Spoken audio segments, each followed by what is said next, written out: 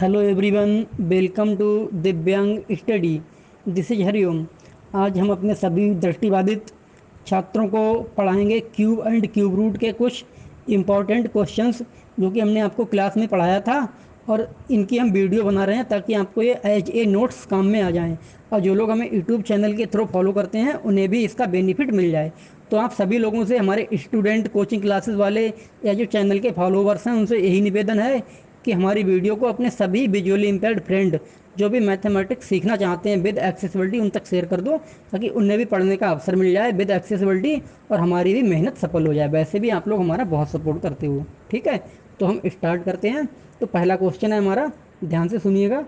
72 को किस छोटी से छोटी संख्या से गुणा करें कि प्राप्त गुणनफल एक परफेक्ट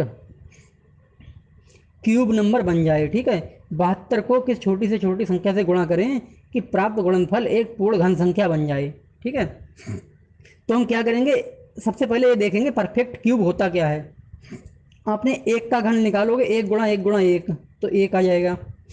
दो का घन निकालोगे, दो गुणा दो आठ। तीन का घन निकालोगे, तीन गुणा तीन 27। चार का निकालोगे, चार गुणा चार 64। तो मतलब नेचुरल नंबर का जितने भी क्यूब होते हैं उन सभी को छोड़कर, जैसे एक का घन एक आया, दो का आठ आया, तो एक और आठ के बीच में जितनी भी संख्याएं होंगी, दो तीन चार पाँच छः सात, ये सभी परफेक्ट क्यूब नहीं होंगी। ठीक है, ऐसे ही दो का घन आठ आया है क्यूब, दो का क्यूब कितना, टू का क्यूब एट, और थ्री का क्यूब 27। तो 8 और 27 के बीच में जैसे 9 12 9 10 11 12 जितनी भी होंगी 26 तक, ठीक है, वो सभी परफेक्ट क्यूब नंबर नहीं होंगी। अब जैसे एक का एक है घन, ठीक है, दो का आठ है, तीन का 27, चार का 64, पाँच का 125, छः का 216, सात का 343, आठ का 512, ऐसे आप करते हुए चले जाओ। ये सभी क्या है, परफेक्ट क्यूब नंबर हैं अपने आप में। ठीक है, तो इसीलिए वो बोलता है जो 72 है ना, वो हमारा एक परफेक्ट क्यूब नंबर नहीं है। तभी तो वो बोलेगा जब नहीं होगा। और इसकी पहचान कैसे होती है, जब हम फैक्टर करवाएंगे तब आपको बताएंगे, अभी सॉल्व करेंगे तब। तो 72 को वो बोला है कौन सी छोटी से छोटी ऐसी संख्या है जिसकी अगर हम 72 से गुणा कर दें, ठीक है, या जिसमें हम 72 से गुणा कर दें तो इस प्रकार प्राप्त एक नई संख्या या प्राप्त गुणनफल एक परफेक्ट क्यूब या पूर्ण घन संख्या बन जाए। तो हम 72 के फैक्टर करेंगे, सबसे छोटी prime number, least prime number is two, तो हम 2 से काटेंगे 72 को, तो 2 से हम काटेंगे तो ये 36 बार में कट जाएगा। ठीक है, अब 36 को 2 से काटेंगे ये 18 बार में कट जाएगा। काटने का मतलब भाग देना। 18 को 2 से काटेंगे ये 9 बार में कट जाएगा। 9 को 3 से काटेंगे ये 3 बार में कट जाएगा। 3 को 3 से काटेंगे ये 1 बार में कट जाएगा। तो prime factors of 72 are 2 into two into two into three into three, यानी कि 2 गुणा 2 गुणा 2 गुणा 3 गुणा 3।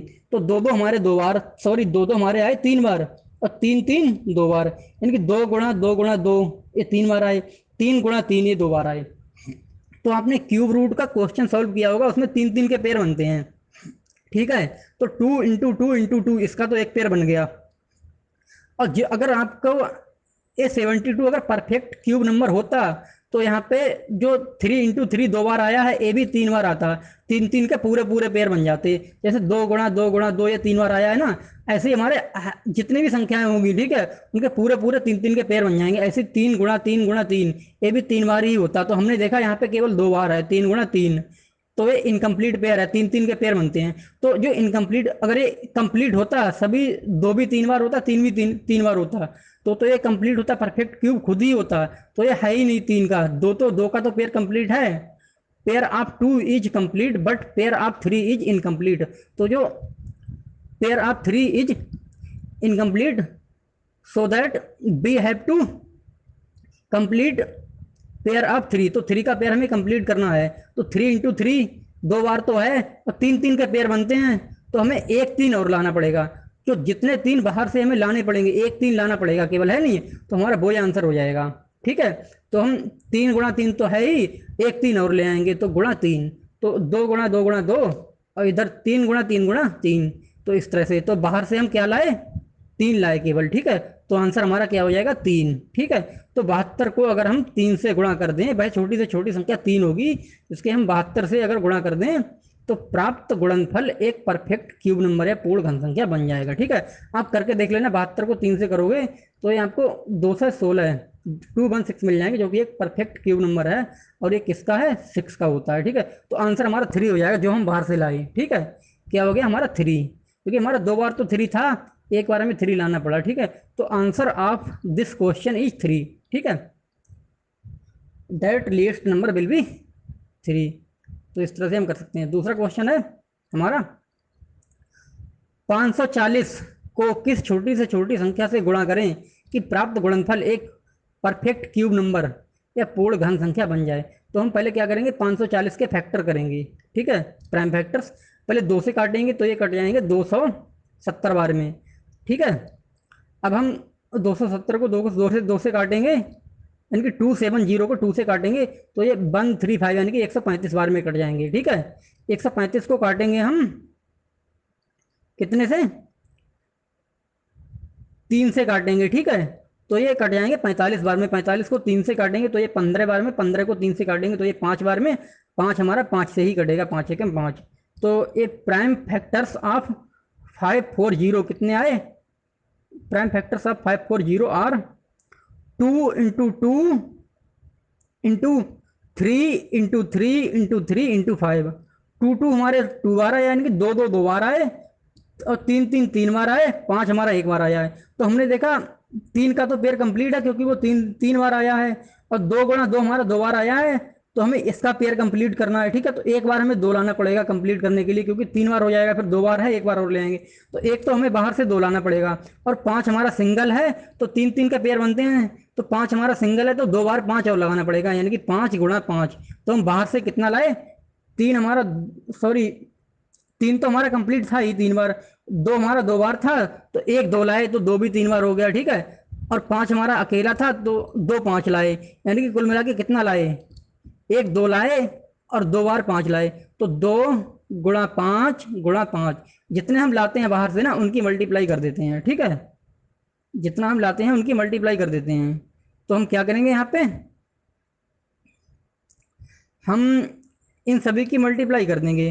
तो 2 पंजे 10 पंजे 50 हो जाएगा हमारा आंसर, ठीक है। कितना, 50 आंसर हो जाएगा। एक हम 2 लाए और 2 बार 5 लाए, तो 2 पंजे 10 पंजे 50 हमारा आंसर हो जाएगा, ठीक है। तो इस तरह से हम लोग कर सकते हैं। तो क्या हो जाएगा हमारा आंसर, क्या हो जाएगा हमारा, 2 इंटू 5 इंटू 5 यानी कि 50। तो अगर हम 540 को अगर हम 50 से गुणा कर दें तो इस प्रकार बनी या इस प्रकार प्राप्त गुणनफल एक परफेक्ट क्यूब नंबर यानी कि पूर्ण घन संख्या बन जाएगा। अब इसी में डिवाइड वाले क्वेश्चन है। अब मल्टीप्लाई वाले में हम अभी हम क्या कर रहे थे, जितने पेयर इनकम्प्लीट थे तो इन्हें कंप्लीट करने के लिए जितनी हमें बाहर से ला रहे थे उनकी सबकी मल्टीप्लाई कर दे रहे थे, तो वही आंसर हो रहा था। सॉरी फ्रेंड्स, थोड़ा टेम्परेचर हाई है तो इसलिए बोलने में प्रॉब्लम हो रही है हल्की हल्की। तो दोबारा करते हैं हम लोग। अब डिवाइड वाले क्वेश्चन है, ठीक है। मेन प्रॉब्लम है इसमें 3 के पेयर बनते हैं, जितने पेयर कंप्लीट हैं, ठीक है। तो अगर मल्टीप्लाई के लिए पूछे किस छोटी से छोटी संख्या से मल्टीप्लाई करें, तो जितने पेयर इनकम्प्लीट हैं, ठीक, कंप्लीट हैं उन्हें तो छोड़ दो, जितने इनकम्प्लीट हैं उन्हें कंप्लीट करना पड़ता है, और 3 के पेयर बनते हैं, ठीक है। कोई अगर एक बार है सिंगल संख्या है तो उसे दो बार से लाना पड़ेगा, तभी तो वो 3 बार होगी। और कोई 2 बार है तो उसे 1 बार और लाना पड़ेगा, है नहीं। तो यहाँ पे एक क्वेश्चन है और है हमारा ये, 375 को किस छोटी से छोटी संख्या से डिवाइड करें या किस लीस्ट नंबर से डिवाइड करें हम 375 को, कि प्राप्त भागफल एक परफेक्ट क्यूब नंबर बन जाए, ठीक है, परफेक्ट क्यूब नंबर बन जाए। तो 375 के हम फैक्टर्स करेंगे। पहले हम 3 से काटेंगे तो ये 125 बार में कट जाएंगे। 3 से 125 को 5 से काटेंगे 25 बार में, 25 को 5 से काटेंगे 5 बार में, 5 को 5 से काटेंगे 1 बार में। तो ये फैक्टर कितने आ गए 375 के, 375 के 3 इंटू 5 इंटू 5 इंटू 5। अब हम उस समय मल्टीप्लाई वाले में क्या कर रहे थे, जितने पेयर इनकम्प्लीट थे उन्हें कंप्लीट कर रहे थे। यहाँ पे क्या है, जितने पेयर इनकम्प्लीट हों, अगर एक इनकम्प्लीट है तो वही आंसर हो जाएगा। यहाँ पे जैसे 3 इनकम्प्लीट है 3 आंसर हो जाएगा। अगर एक से अधिक इनकम्प्लीट है, उन सबकी जितने पेयर इनकम्प्लीट है सभी की मल्टीप्लाई कर दो, वही आंसर हो जाएगा। उन्हें हटा देते हैं हम लोग। तो हमारा 3 गुणा 5 गुणा 5 गुणा 5 है। 5 का तो pair pair of 5 is complete, but pair of 3 is incomplete. तो हमारा 3 है ना, 3 को हम हटा देंगे, यानी कि तो हम जो हटाएंगे वो ही हमारा आंसर हो जाएगा। हमने केवल यहाँ पे 3 को हटाया तो आंसर क्या हो जाएगा 3। तो 375 को अगर हम 3 से डिवाइड कर दें तो इस प्रकार प्राप्त भागफल हमारा एक परफेक्ट क्यूब नंबर पूर्ण घन संख्या बन जाएगा, ठीक है। तो और क्वेश्चन लेते हैं हम, केवल हटाना होता है एक्स्ट्रा वाले पेयर्स को।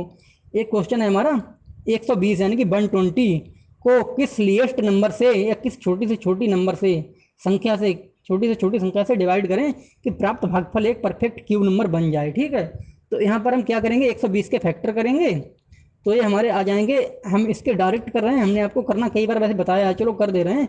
2 से काटेंगे 120 को तो ये 60, ठीक है। 120 है, हमने पहले 2 से काटा 60 बार में, 60 को 2 से काटा 30 बार में, 30 को 2 से काटा 15 बार में, 15 को 3 से काटा हमने कितनी बार में, 5 बार में, 5 को हमने 5 से काटा 1 बार में।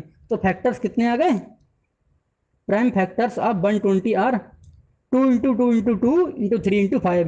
तो हम देख रहे हैं पेयर ऑफ 2 इज कंप्लीट, क्योंकि 2 हमारा ऑलरेडी 3 बार है।